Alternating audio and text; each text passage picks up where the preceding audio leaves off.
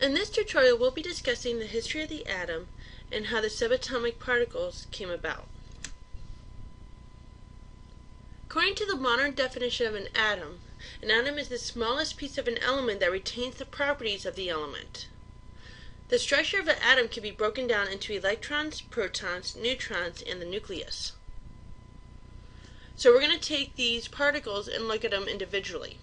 The electron was discovered by J.J. Thomson. He used a cathode ray tube to discover them. This is a glass tube connected by metal electrodes at either end, cathode and the anode. This is from which almost all the air has been evacuated, so this is almost a vacuum. When connected to a high voltage power supply, a glowing area was emanated from the cathode. So notice it's glowing here, almost like a neon light.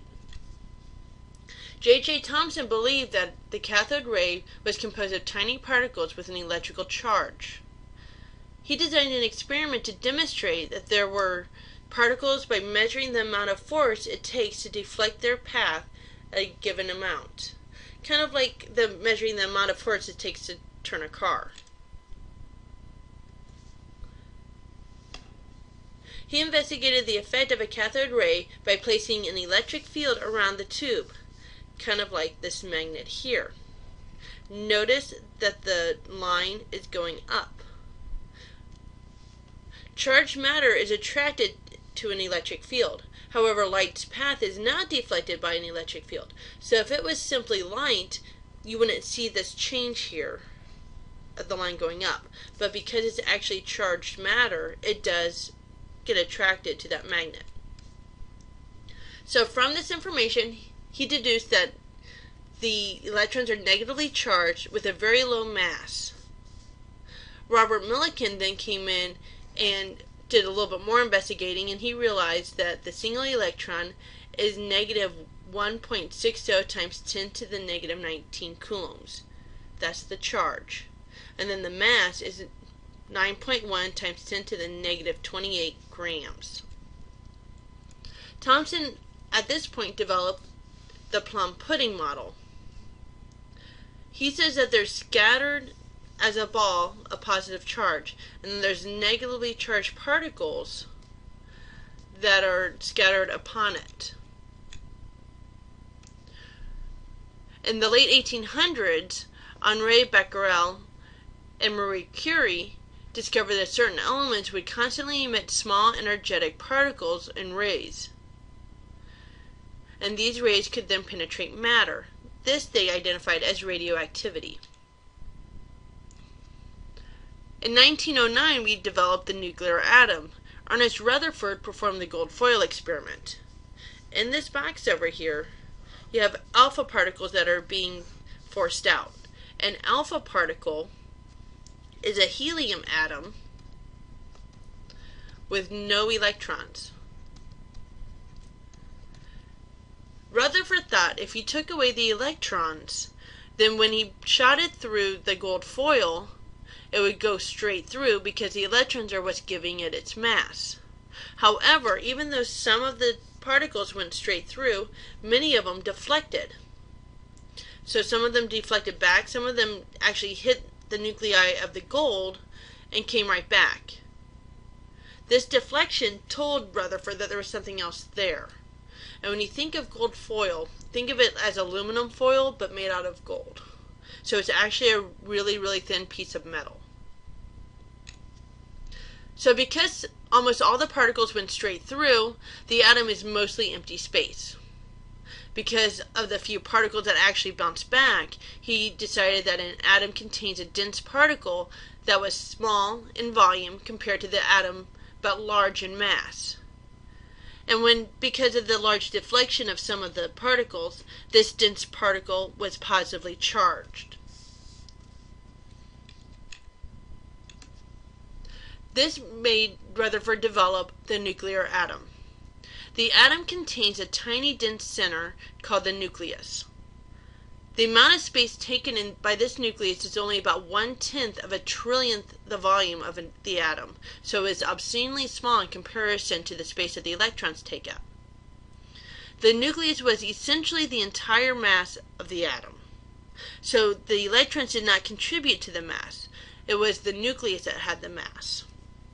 The electrons weigh so little they give practically no mass to the atom. The nucleus is positively charged.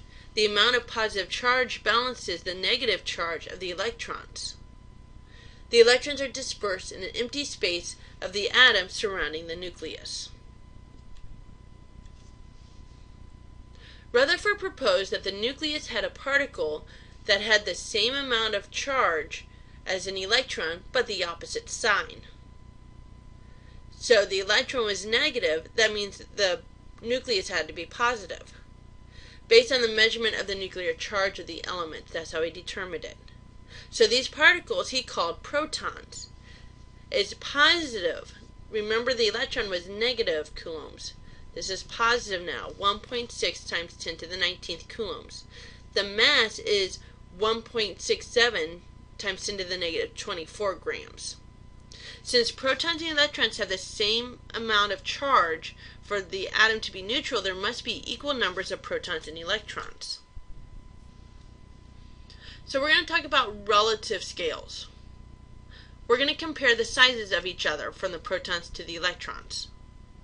The scale is a comparison, it's called a relative scale, so we're comparing things. So if we compare the charge of the particles to electrons, which are considered -1 charge units, that means the protons, if they're the same and opposite charge, must be positive 1 charge units. Protons' charge is opposite in the same magnitude as an electron. Now if we look at the mass, if we compare the two masses, we generally talk about the mass of an atom comparing to 1/12 the mass of a carbon atom with 6 protons and 6 neutrons, which we call 1 atomic mass unit, or 1 AMU. Protons have a mass of 1 AMU, whereas electrons have a mass of 0.00055 AMU, which is generally too small to be relevant.